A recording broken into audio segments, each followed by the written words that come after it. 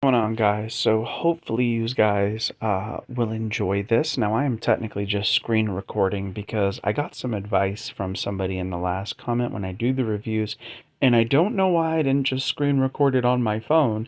I tried doing it on the laptop with a face camera, and then someone told me that you can actually do it through screen recording with a face camera. I'm going to be trying that next, but I really want to just I'm gonna link this video, by the way, of Gummy Monies in the not the description, but in the comment section and pin it, just like I did with Jeremy's, because there is a stamina player versus an amazing attack player in this. Obviously, the stamina is Gummy Money, which is fine. It's a valid tactic, and I think people underestimate a good stamina player, and how absolutely disruptive they can be to the greatest of attack and balance players. Please understand, um, a good stamina player is just amazing. And they will just avoid you, dodge you. Sometimes they'll force weird interactions where they make contact with your attack type and they softer launch while launching into your attack type to stop where you're going and then kill your whole momentum and stamina. Same with a balance type. That it just and this is some of the best stamina play that I have genuinely seen. So we're gonna go ahead and play this. We're Um, gonna we're gonna do what we normally do. First to 10 cents, so and they're then doing this whatever we obviously in decide a to do after that. garage setting, just so So you let's go guys ahead know. and show them the So sauce. they're showing off their I'm decks. on. Oops. Um, this kid with this Optimus Primal, dear Jesus, Shark Edge, I'm on Optimus the Primal, typical and bullshit. Tyranno beat. Wizard Um, Rod, Silver Wolf, Cobalt Dragoon. Stanks is on a new edition. We got Optimus Primal, oh my uh, God, dude.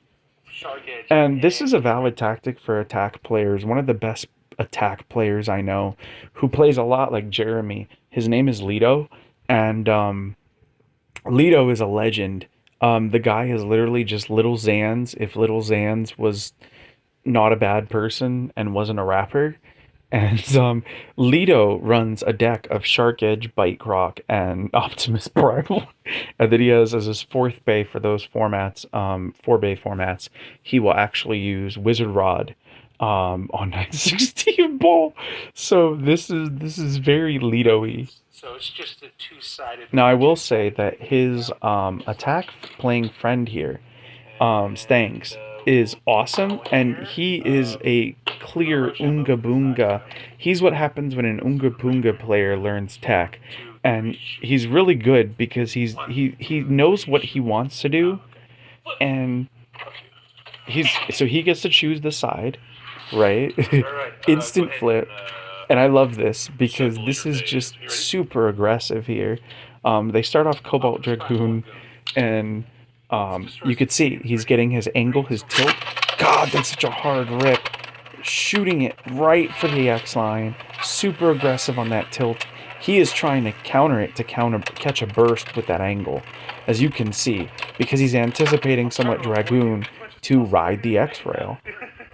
And this is really dangerous for Dragoon because a lot of times Dragoon will run 560. And as you can see, Dragoon manages to survive. Still was So, really close. oh, jeez, dude. 1 point. It is insane to me how That was hard it. this man That's rips. maiden Um, shoot. Yeah. just, oh, he goes to Tyranno beat. And this is Bro, here, just nasty. pop Because here. Tyranno beat is Try to probably pop it one of the back. You ready? best attack Three, types. silver. Again, he changes it a little bit. He pings off. And he does self pocket. Now, again, you will recall in the video I did with Jeremy with attack players, a lot of really good attack players, right, will launch into the pocket just from sheer force. Like, it's the reality. And you guys have seen me do it as well. A good attack player does not care about having a relaunch, does not care. Now, they're not, you will notice, right? He's shooting to sweep the center, which is smart because he ends up getting on the right side, pinging off, and then a lot of times that you'll either climb left. I see a lot of guys do this because if the stamina player heads towards the top left from the right hand side, you do just end up clearing that out. And then also you can jam it in there to ride the rail immediately. So while they're still crossing, you reach first, hit rail, and before they get to the left, you actually get a KO. So he's doing that correctly. I've seen that technique used a lot.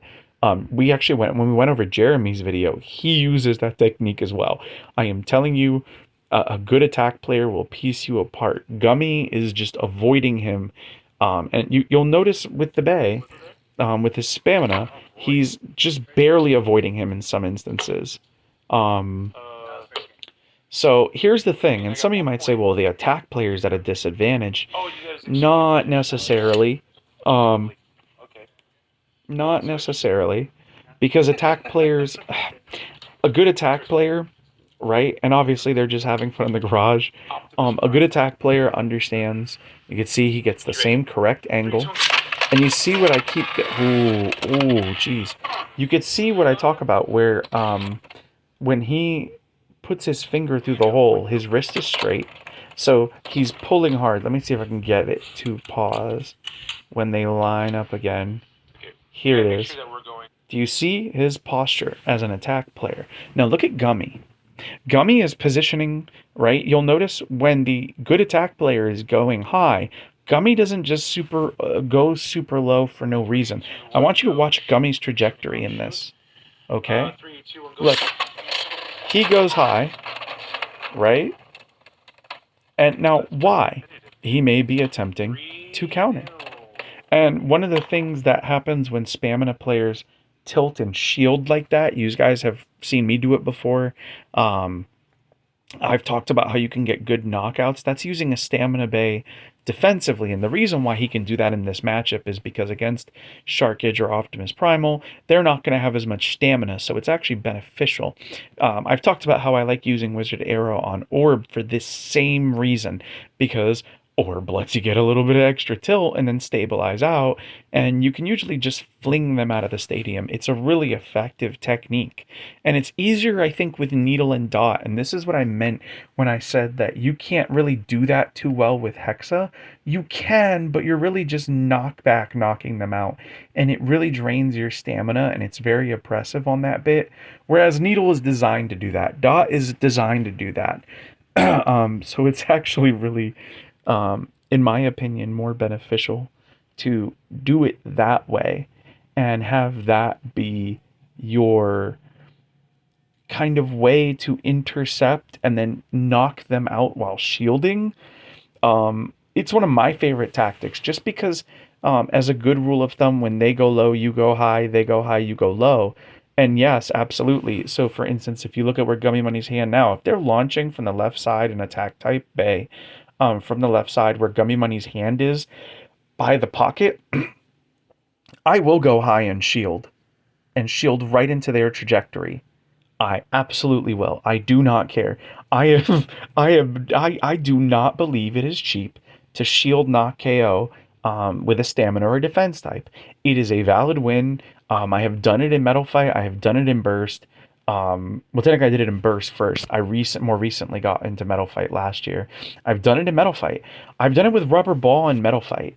Okay, I've done it with Eternal Wide Defense, the Spike Wide Defense from Evil Befall on that spin track against a few Tornado Stallers and just intercepted them while they were trying to wind up. This is a valid tactic, and I love that GummyMoney is doing it. And I won't go through the whole video. I don't want even this video to be too long. So you could see Rod comes out. Very good from Gummy, trying to shield on that angle, knowing where he's going to shoot. But what part of the problem is this guy is ripping so... Oh, Jesus, I would not want to stick my hand in there.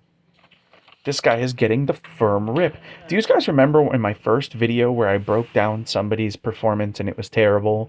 And I talked about them hard ripping but sucking and not doing it with purpose.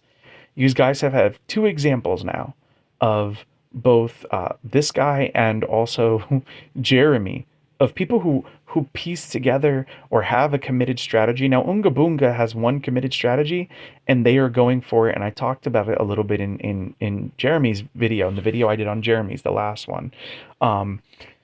This one is a little different because, again, Jeremy is going to piece you apart. He's going to try different tactics. He is the most difficult player to beat because you can somewhat deal. Now, granted, the consistency of their combo reliance makes a lot of Unga Bunga players absolutely lethal.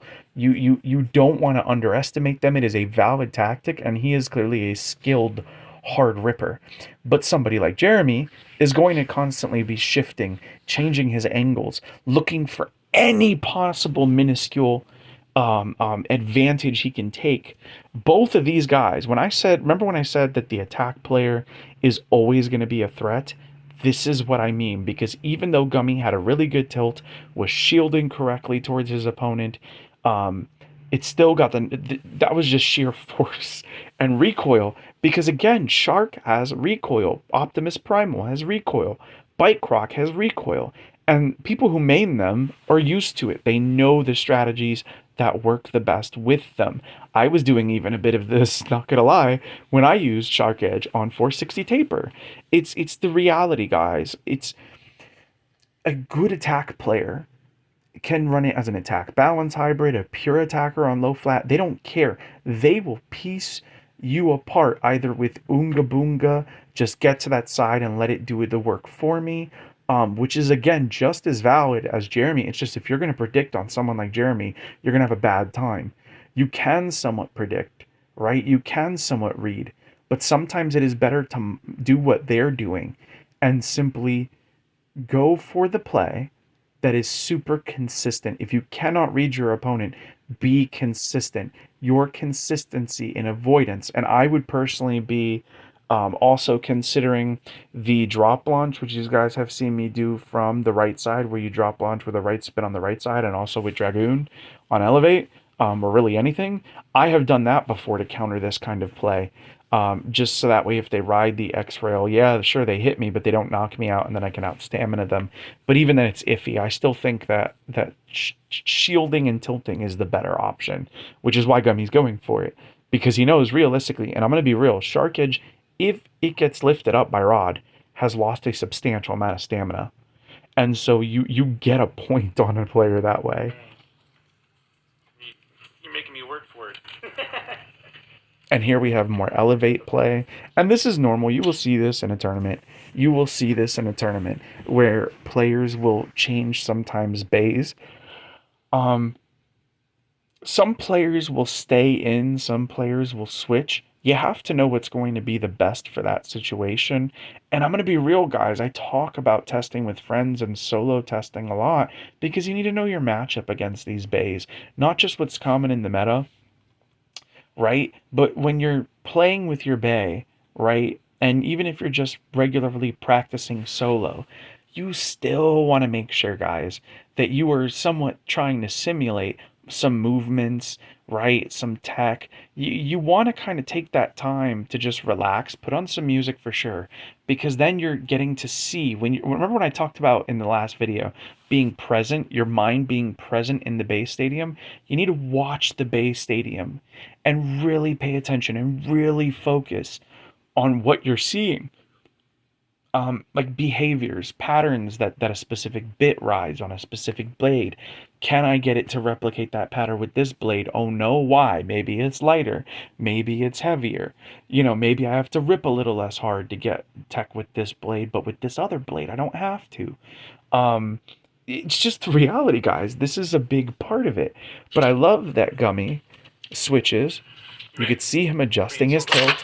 Ooh. Oh, smart. He didn't just grab it. Let it wind down a little bit.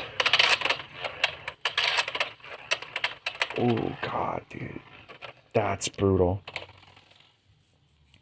That was a hell of a hard rip. That was just, oh, Jesus. And this is what I'm saying, guys. It's reviewing footage like this is probably one of my favorite things to do, because I get to show you guys cool content creators who are really good at what they do. Now, I will say this. One of the things you will notice about attack type players, and I've always found, I disagree that they're harder to coach. They definitely have a harder time learning tech and adjusting to things. But once they adjust, you will notice that they will go immediately back to attack, but they're going to be a lot better and a lot harder. And once somebody, like again, and you guys can go back and watch my video on Jeremy, he can get wherever he wants to in a stadium, right? He understands what he's doing, why he's doing it, right? For him, it's second nature. Please understand that that nervousness and anxiety that you would have usually when you try to launch, I have it too as a defense, a primary defensive and balance main, right? Like sometimes my four deck, my four bay deck is just two balance types, two defense types. And I know that that sounds boring and it's like, oh, why don't you?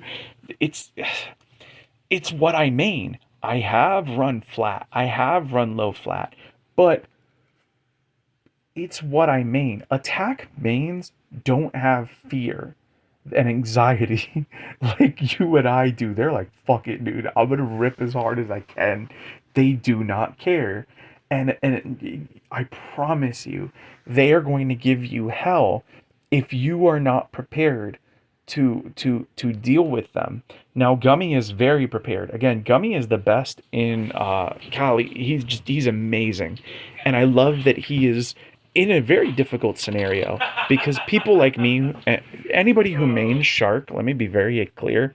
Um, some of you may remember my reverse rail stall on Lotus with Shark on 360 low flat. That was the combo that took me the longest to master and to get it. And while it may not be pretty, please understand I'm extremely handy with Shark. And once you get good with Shark, when I say abs, and once you get good and once you get consistent, man, once you get consistent, it is GG easy. It is over.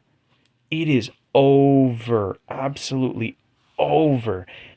This Shark player probably eats people alive at tournaments, and I feel bad for them. Okay, well, we're going to go ahead and reshoot on that. My 160 is now like 159. Listen, listen, it didn't just lower your 160, it also lowered your credit score that hit. I felt it, Gummy. I felt it. Oh man, I love this. This is so It good. was a burst, huh? Or was it? And this is what I say when you guys can learn with having fun. You don't always have to take it super serious. If your mind is present in what's going on in the base stadium and you and your buddies are just playing, you're going to improve. Granted, your attacks might not look like this guy's, your stamina play might not look like his. Maybe your defensive play doesn't look like mine. Maybe your attack types probably are not going to look like Jeremy. Again, that's years of metal fight experience being brought into. So don't look at like Jeremy and Troy and them, going ham and think, well, how come I can't do that? It takes time and practice. But this is the perfect way, guys, to learn. I know a lot of you guys always message me and DM me, and you're like, I don't feel like my attacks look as clean as yours. Or when I did the video on Jeremy's, you're like, his attacks look so much cleaner. The way he shoots for the rail, everything just looks more perfect than mine. Guys, it's okay. You do not beat yourself up because maybe your tech doesn't look as clean. Who cares? Practice it. Have fun. Get a buddy. Get a stadium. All right. Doesn't matter what you got. If you got Hasbro, use Hasbro. You got Takira Tomy, use Takira Tomy. It does not matter. And try to relax. Have some fun. Maybe play some music. Trust me, dude. Just me. Sometimes me and V will just be in his garage, and we have this thing where when we start to take things too serious, we'll just look at each other and say, you know what, let's grab some bad Beyblades and just go. And I will just use stock knife shinobi combo or the 480. And I know some people think that's bad. Sure, maybe, but you know what? We have fun. And he'll run his favorite attack combo. He will run drawn sword on, I think it's 960 low flat. And me and him will just go at it, and he'll usually run a few others. But this is what I'm saying. Like, you can be good and still have fun in what you do. Sometimes I've learned more just having my mind present in a stadium with friends, playing in a garage. When me and Gina and Troy, Gina is one of our other top competitors and is super helpful with me with testing. a lot, her and Troy, because while Troy is just now starting to kind of climb up the ladder in our, her husband's just now starting to take it serious. I love her husband though because he's an attack main and a defense main, and he just does not care. He's just there to have a good time. But now he's becoming really lethal and he's becoming really good, and he's whooping ass. He is having so much fun just being present and then practicing tech and learning. And I will say this, everyone's different. Jeremy like learned tech overnight, right? Like it was probably a 2 3 day thing and boom, he got it down. He understood, he pieced it together, figured it out. Like that's, but again, he has more experience, and yes, he may have to refine that tech, right, over time, sure, but it's going to be easier for him because, again, as an attack player, things will come instinctually with him. Eventually, he'll get it right. He will learn it, ingrain it, and then see it as just a tool, just a means to an end. Um, so let's get a little bit more in here, and then we'll go ahead because it's a long video. It's like an hour 43 minutes long.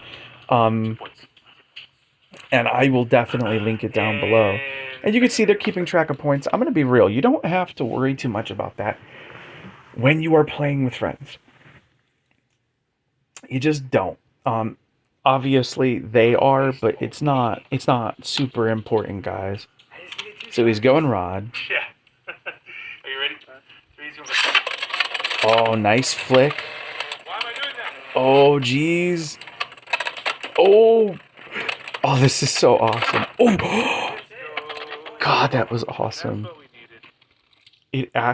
It actually, and you can flick to that side. I've done a couple flicks. I don't know if I've done them on the channel. I might do a little tutorial, but the flick has to be in the wrist, and it's more advanced. You have to be able to launch stable. Um, oh, excuse me. I'm sorry I'm yawning. I did work a full shift. I'm very tired when I do these.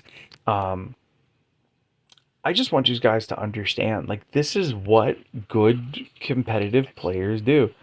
Um, Bay 3. they practice and a lot of times having fun. Ooh, Shoo. we're going into wolf. You ready? 3, 2, 1. Oh, nice oh my god. Ooh. Ooh. Oh, that attack player is good. I love it. I love it. Dude, I love it. He is out here with beat, two shark edges. This is what I live for, guys. I love this. Now they swap. So, okay, that's 6 minutes in. I'm going to go ahead and actually end it because I do feel like this is a good place to end the video. I think these guys need to come check this out. So you guys can pick it up at about 6 minute 12 in or watch it in real time. Um, because you guys will get to see how, and again, this is just them playing in the garage, and you can see they are very skilled players. Again, everyone is different.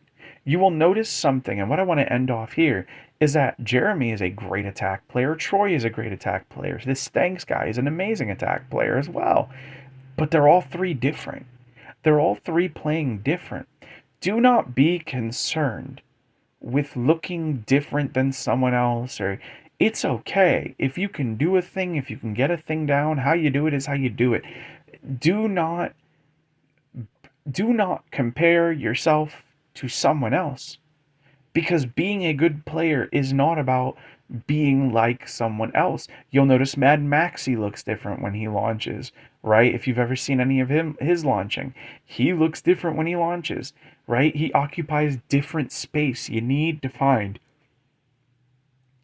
And even Nub, not your blader, um, if you like just watching him in the Discord like play with his little brother, like the way he occupies space, even though he's not, trying to piece his little brother apart, it's amazing to me because he's occupies space very naturally. Even when he shows off his tech, he occupies space very naturally, right? He knows exactly where he wants to go, where he's trying to go, and he occupies and positions himself to get where he wants to go. It's just a natural thing. Everybody is different, guys. Everybody is different. It's okay. Don't worry about being exactly or looking exactly like. Like one of the things I've noticed is Jeremy will piece apart and launch from a higher height to get access to where he wants, and it's very deceptive and hard to read, right? So is that better than being readable? Is it? Serious question, guys. Is it? Serious question. Is is it better than being readable?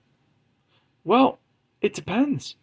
Because even if someone reads you, as a matter of fact, there's somebody recently who um, I was playing and he read me, but I was consistent with my tech, so I still overcame his read and was able, right, to counter it. So don't think that reading is everything. If you cannot read, be consistent with your tech. Okay? But yeah, that's going to do it for this video.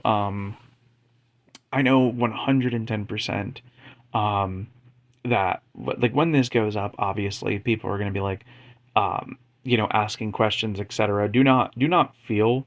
I've had some people DM me when they're like, "Oh, I don't want to post a comment or ask it publicly because I felt like it was a stupid question." Um, Unless you're asking something to like be a legitimate troll or something, there's no such thing as a stupid question. If you, I will answer an honest question all day. I will do my best to give you the an answer. And if I don't know something, I'll be like, hey, I don't know. And I know that a lot of times people don't want to hear it, but it's the reality. I don't want to. If I don't know a thing, I can't really like speak on it, right? I can't speak on it. Um, right. So it's one of those things, and I understand though that even still, if I can give you guys the information, if I can help, I will. If you guys ask me a question and maybe I don't have an answer, mind you, ask multiple people. And the reason I say this is because multiple people will give you multiple answers, and that's the best way to learn because you're getting a diversity of opinion. So don't just ask me, ask other players, right? Like other competitive players or whatever, that people that play the game, right? Ask them as well because it's not, you don't want to exist in an echo chamber. Anytime I've ever said something, remember, it's always from my own experience. That's all I have to go on, right? And also the observations of the people that I've played. um but do not ever feel like it's you're embarrassed by asking a question on this channel, because I will do my best. Again, provided you're not just being an internet troll or just a dick in the comments, I will do my best to give you an answer, and give you the answer to the best of my abilities. Because I don't believe that there is such a thing as a stupid question, except for the question either asked with bad intentions, ill intentions, ill will, or the question that is never asked. I think that's a stupid question. The question that's never asked, right? That's the only wrong question because I feel like in your quest for knowledge, you should be trying to, uh, first off, piece your game together, and learning from someone else can help you immensely. You shouldn't be afraid to ask, and people shouldn't be off putting when you ask a question about tech, whatever. Like some people ask me questions about, um, different combos, whatever. I have no problem answering to the best of my abilities. Do not be embarrassed. If it's a comfort thing, an anxiety thing, sure, whatever. I guess DM me on Discord or whatever. I will answer it. But never be afraid or ashamed or think that I will not shame you for asking me a question for something that you don't know, because I just feel like that's a terrible thing for somebody who is trying to get better at Beyblade to encounter, and B, just a bad standard in general for human beings. Like we should be trying to help people. We should be trying to help one another grow and get better. So yeah, that's gonna do it for me. Thank you guys for taking the time out of your day to check this out, and I will see you guys in the next one. And again, next time I do this, I will try to actually get a. I don't think this one has a face option. No. Oh wait, it does. Okay, cool. So my screen recorder actually does. So I will try to do that next time. But yeah, that way I have a face in the review of the footage, right? But yeah, that's gonna do it for me. Thank you guys for taking the time out of your day, and I will see you guys in the next.